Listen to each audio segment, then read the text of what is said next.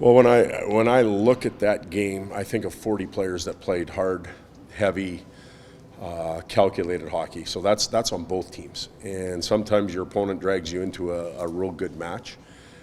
I think that's going to happen here again tonight. The ability to get the lead against this team is important. Obviously, we couldn't hold it, but that's something that we'd like to do. But I think that the understanding of how the game is played against them is the most important thing. Every shift, every moment's important, and it may be something that's 150 feet away from your net, but it matters. And you can't take anything for granted, and I thought that night we were pretty good with a lot of that.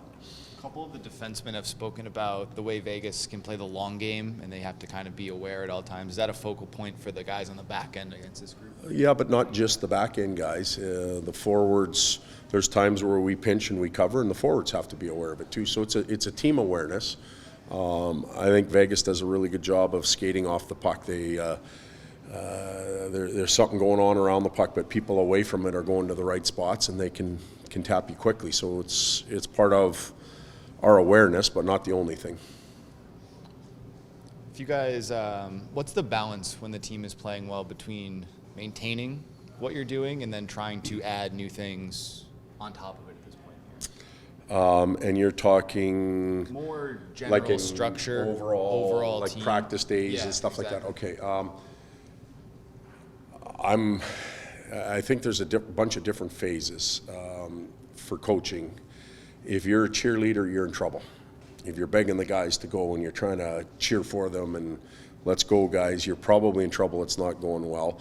If it's not going well, you likely aren't advancing your game at all. You're always in repair mode or you're chasing it. And, there tends to be a lot of unhappiness. At the other end of the coin, players are confident, they feel good about themselves. You can give them a little bit more and they're willing to accept it. Sometimes it's easier to hold players accountable when it's going well. They're more willing to listen. It's the in-between part that sometimes is the delicate one. When is the team getting sick? When is the team getting healthy? And I don't mean germs, obviously. I mean in our play. And so we're always trying to watch for those three phases and what are we in. So you push buttons, you coach things, you advance or regress, depending on what phase you're in. How is Alex Laferriere handling the grind of the NHL? College kid, playing basically every other night. What are you seeing from him? I would say he's handling it well, but quite frankly, the grind for us hasn't been overly taxing. Yes, we've played, 7 games now on the road, but it's been a well-balanced schedule. We've been able to rest when we needed to. I think for Alex, it's just balancing the emotion more than it is the physicality. Starting and almost surprised you're in the NHL because that wasn't the plan to begin with, and scoring a goal and getting in a fight and having family around. And then that all goes away and you got to keep doing it over and over again. Emotionally, it can be taxing. He's handled it well. He'll get tested in the next 4 nights. We have 3 games in 4 days, so we'll see how he handles that, but we haven't had that situation very often either throughout the year. We talked last. Go ahead, John. Has there been anything in his game that maybe you didn't see earlier on that you're seeing, both either positive or negative?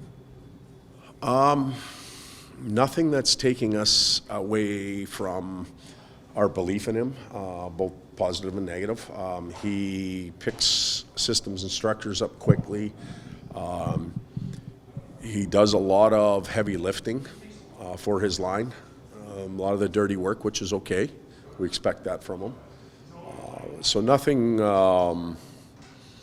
there hasn't, what's the best way to put it? The elevator's not going up and down like crazy. It's pretty steady, yep. We talked last week about Kopi's power play unit and wanting to stick with it because of the work that you guys have put in. With that being said, can you still make tweaks, whether it's alignment or strategy to that unit without losing the work that you have put into it? Absolutely. And, we're looking to do some of those things.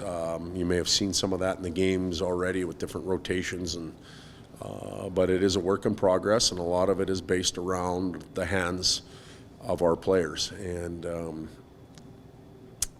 I think that good power plays take advantage of situations with righties and lefties, and we're still trying to work that out.